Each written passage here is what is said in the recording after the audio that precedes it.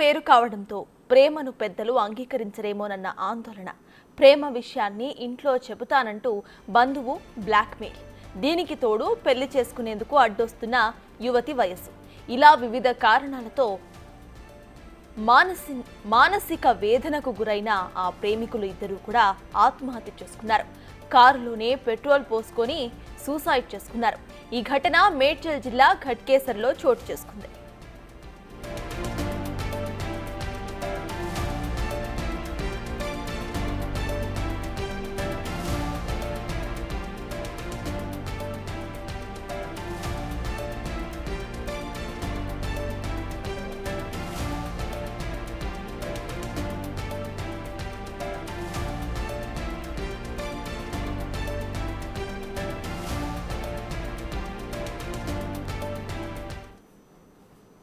ఇదే అంశంపై పూర్తి డీటెయిల్స్ మా ప్రతినిధి సుజాత అందిస్తారు. సుజాత, చెప్పండి, ప్రెసెంట్ అక్కడ అప్డేట్స్ ఏంటి?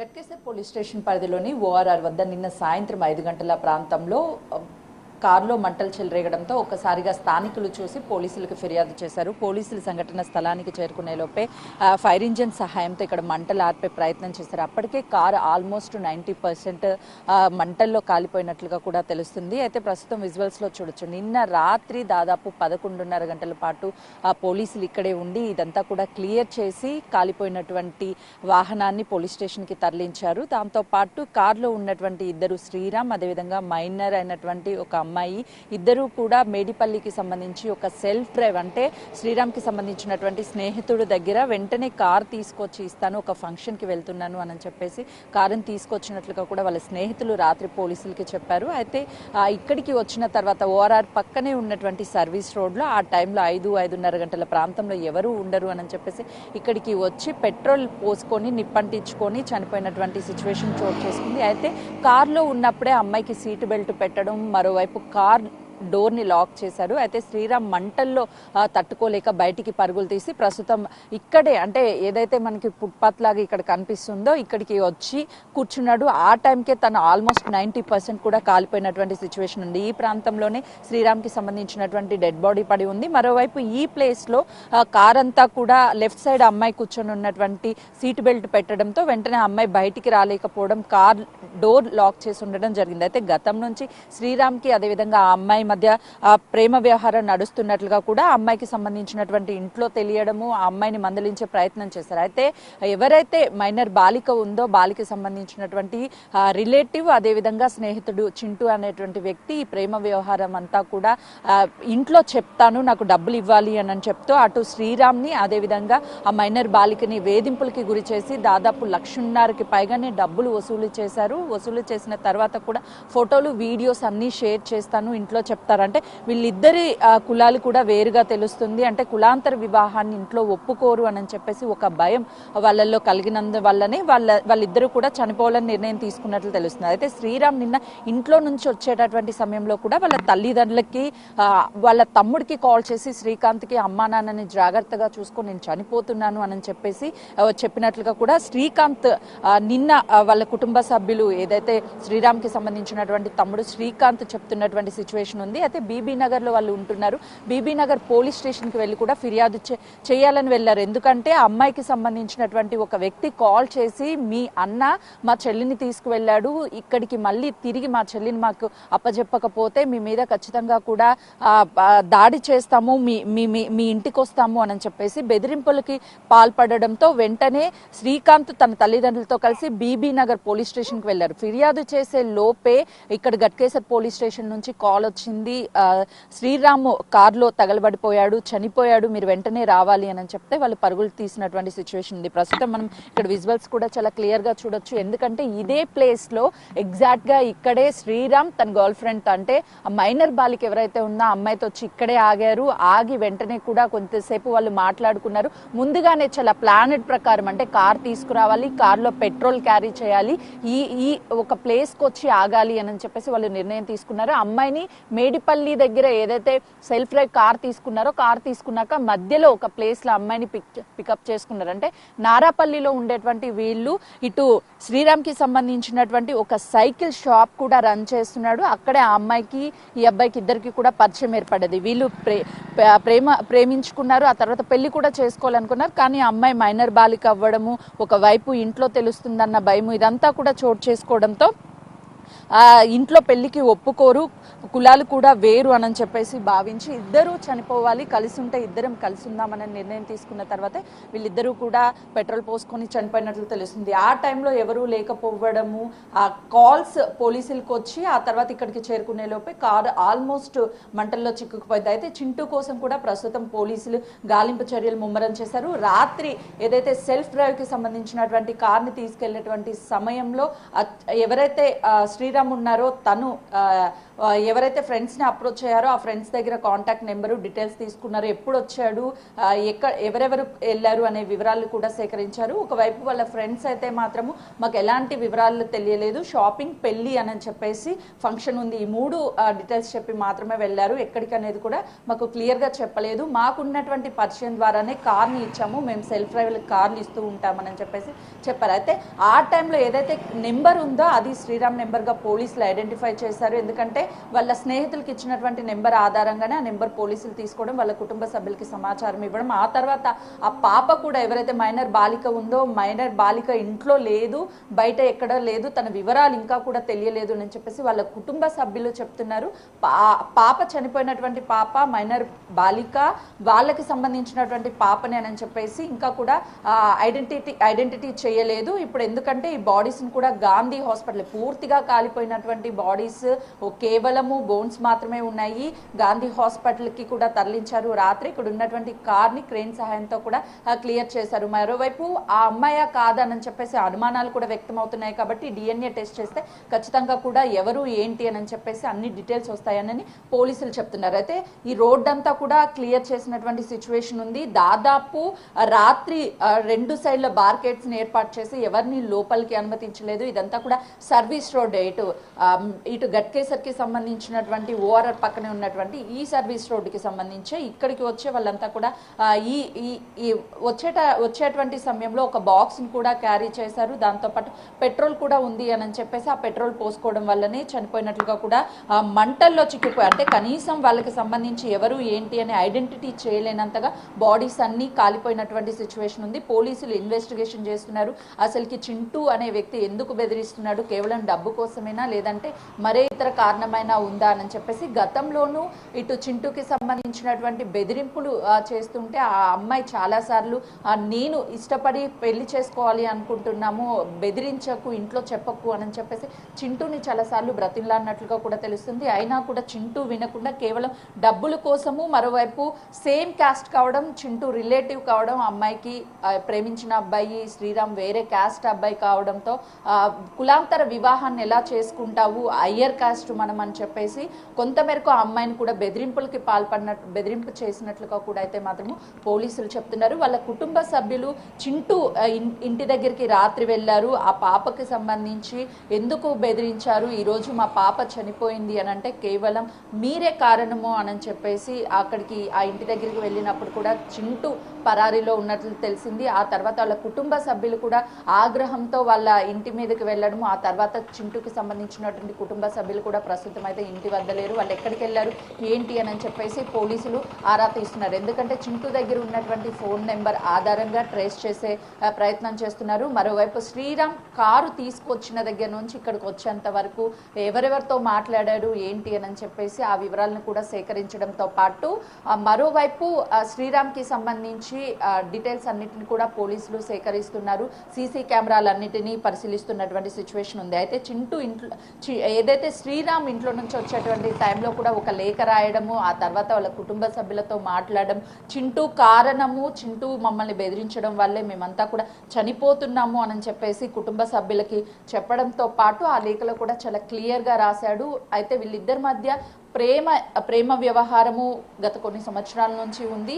వాళ్ళకి ఈ నారాపల్లికి సంబంధించినటువంటి ప్రాంతంలోనే సైకిల్ షాప్ దగ్గరే వీళ్ళ ప్రేమ వ్యవహారం కూడా మొదలైంది అని చెప్తున్నారు. ఇటు శ్రీరామ్కి కావచ్చు, అదేవిధంగా ఆ అమ్మాయికి సంబంధించినటువంటి మ్యూచువల్ ఫ్రెండ్ కూడా చింటూతో పాటు మరికొంతమంది ఉన్నారు. వాళ్ళు ఎవరు ఏంటి అనేది పోలీసులు ప్రస్తుతం ఆరా తీస్తున్నారు. గాంధీ హాస్పిటల్కి అయితే మాత్రము బాడీస్ ని తరలించారు. వాళ్ళ కుటుంబ సభ్యులంతా కూడా రాత్రి ఇక్కడికి చేరుకొని గాంధీ హాస్పిటల్కి వెళ్లారు. ఈ రోజు పోస్ట్ మార్టం చేసే అవకాశం ఉంది. దాంతో పాటు అన్ని క్లూస్ టీమ్ కూడా ఇక్కడికి చేరుకొని వివరాలు సేకరించారు. అసలు ఏం జరిగింది ఏంటి అని తెలియాలంటే చింటూని కానీ అదుపులోకి తీసుకుంటే పోలీసులు విచారిస్తే అసలు ఏం జరిగింది ఏంటి అనే దాని మీద కూడా ఒక క్లారిటీ వచ్చే అవకాశం ఉంటుంది.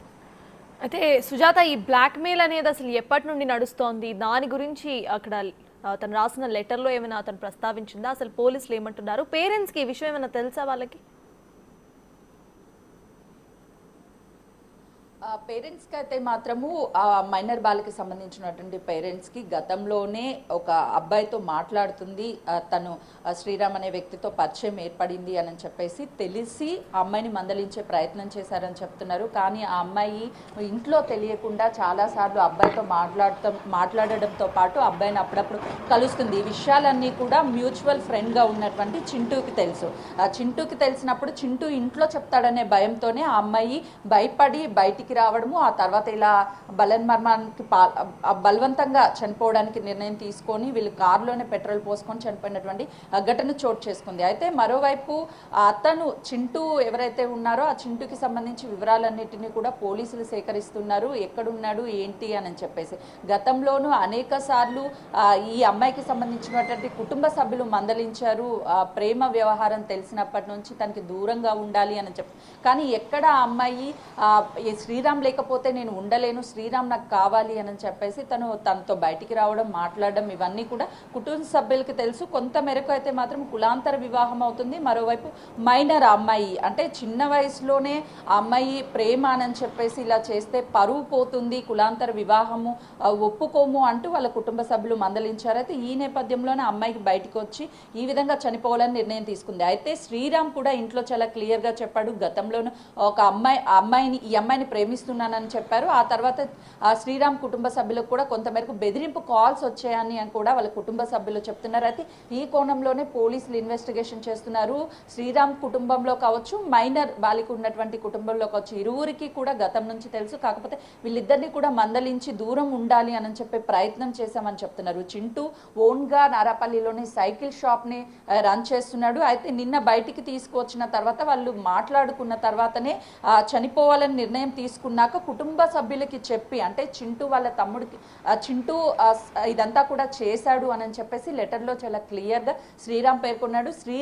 శ్రీకాంత్ అంటే శ్రీరామ్ తమ్ముడైనటువంటి శ్రీకాంత్ కూడా అమ్మా నాన్నలు జాగ్రత్తగా చూసుకో, నేను చనిపోతున్నాను అని చెప్పేసి కాల్ చేసి చెప్పారు అని చెప్పేసి వాళ్ళ కుటుంబ సభ్యులు చెప్తున్నారు. మరోవైపు లెటర్లో కూడా చాలా క్లియర్గా నా చావుకి చింటూ కారణము, నేను ఇంకా ఈ టార్చర్ భరించలేకపోతున్నాను, చింటూ నన్ను చాలా మానసికంగా వేధిస్తున్నాడు. అంటే గత 6 నెలల నుంచి కూడా చింటూ వీళ్ళ మధ్య ప్రేమ వ్యవహారం బయట పెడతానని, డబ్బులు కావాలని వసూలు చేయడంతో పాటు బ్లాక్మెయిల్ చేస్తూ మానసికంగా నన్ను కృంగదీస్తున్నాడు, అసలు నేను తట్టుకోలేకపోతున్నాను ఈ టార్చర్ అని చెప్పేసి తన ఆవేదనని ఆ లెటర్లో చాలా క్లియర్గా రాశాడు. పోలీసులు ఆ లెటర్ని స్వాధీనం చేసుకున్నారు. కుటుంబ సభ్యులను కూడా కేసు పెట్టడంతో చింటూ మీద పోలీసులు అయితే మాత్రం చింటూ కోసం గాలింపు చర్యలు ముమ్మరం చేశారు.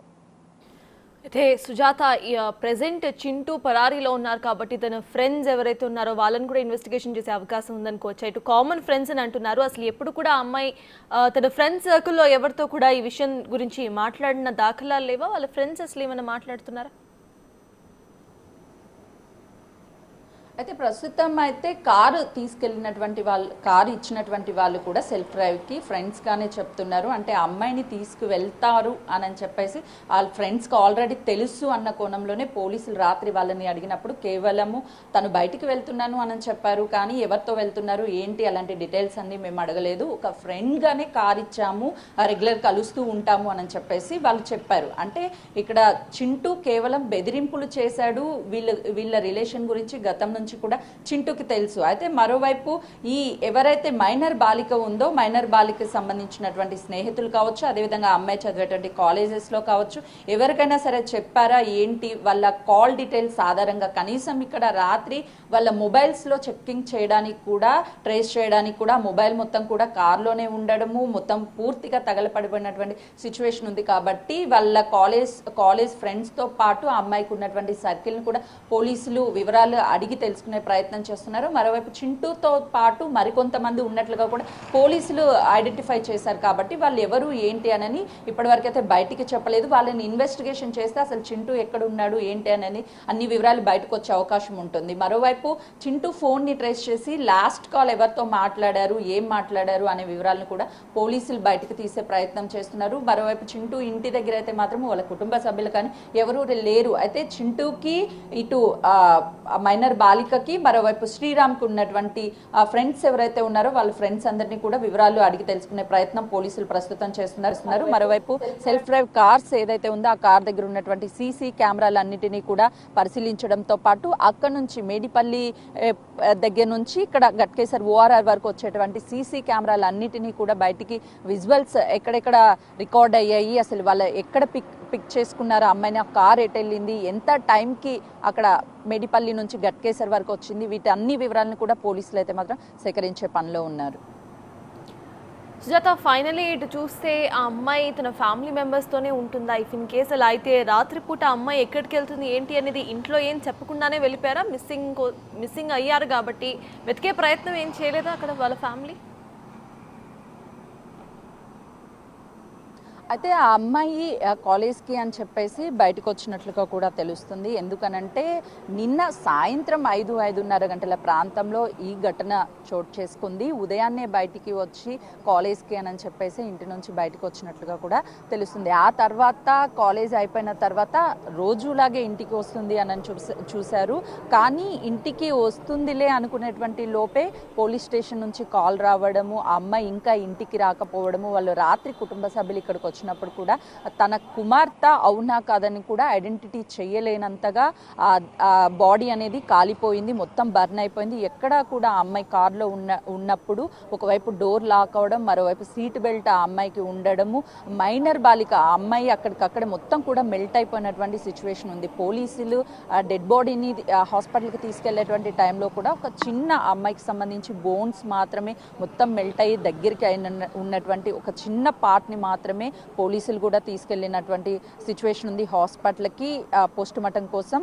వాళ్ళ కుటుంబ సభ్యులు ఐడెంటిటీ చేయలేకపోతున్నారు. అంటే డిఎన్ఏ టెస్ట్ చేస్తే అన్నా ఆ అమ్మాయిని ఐడెంటిటీ అయ్యే అవకాశం ఉంటుంది, లేదు అని అంటే ఈ అబ్బాయితో గతం నుంచి ప్రేమలో ఉన్నటువంటి వ్యవహారం తెలుసు కాబట్టి ఖచ్చితంగా ఈ అబ్బాయితో చనిపోయినటువంటి అమ్మాయి వాళ్ళ కూతురే అని ఐడెంటిటీ చేసే అవకాశం ఉంటుంది. లేదు అని అంటే నిన్నటి నుంచి ఇంటికి రాలేదు కాబట్టి మిస్సింగ్ అని చెప్తున్నారు. మరి ఆ మిస్సింగ్ అయినటువంటి ఆ అమ్మాయే వాళ్ళ పాప ఇక్కడ కారులో చనిపోయినటువంటి అమ్మాయి అని చెప్పేసి ఐడెంటిటీ చేసే అవకాశం ఉంటుంది. ఇంకా కూడా వాళ్ళకైతే మాత్రము అనుమానంగానే ఉంది అని చెప్పేసి ఎక్కడ మా పాప అని చెప్పడానికి ఎలాంటి ఆధారాలు లేవు కాబట్టి మిస్సింగ్ కేసు ఒకవైపు నమోదు చేశారు, మరోవైపు డిఎన్ఏ టెస్ట్ ఆధారంగా ఆ రిపోర్ట్ వచ్చిన తర్వాత వాళ్ళ పాపని ఐడెంటిఫై చేసే అవకాశం ఉంటుంది. లేదు అని అంటే తినుతో శ్రీరామ్తో గతం నుంచి లవ్లో ఉన్న విషయం తెలిసిందే కాబట్టి ఇంట్లో ఒప్పుకోరు అని తెలుసుకున్నటువంటి వాళ్ళు ఎలా సరే ఉంటే కలిసి ఉండాలి, లేదంటే కలిసే చనిపోవాలి అనే నిర్ణయం తీసుకున్నారు. కాబట్టి తనతో చనిపోయింది తన కూతురి అని చెప్పేసి ఒకవేళ వాళ్ళు కానీ అనుకున్నట్లయితే ఖచ్చితంగా కూడా ఆ పాప వాళ్ళ పాపని ఒక క్లారిటీ వచ్చే అవకాశం ఉంటుంది. వాళ్ళైతే మాత్రం ప్రస్తుతానికి వాళ్ళ పాప కాదా అని చెప్పేసి ఒకవైపు పాప అన్న బాధలో ఉన్నారు, మరోవైపు పాప కాకుండా ఉంటే బాగుంటుంది, ఎక్కడైనా మిస్సింగ్లో ఉన్నా బాగానే హ్యాపీగా ఉంటాము అని వాళ్ళ కుటుంబ సభ్యులైతే మాత్రం ఆవేదన పడుతున్నటువంటి పరిస్థితి ఉంది. సతాజ్. Right, thank you Sujatha.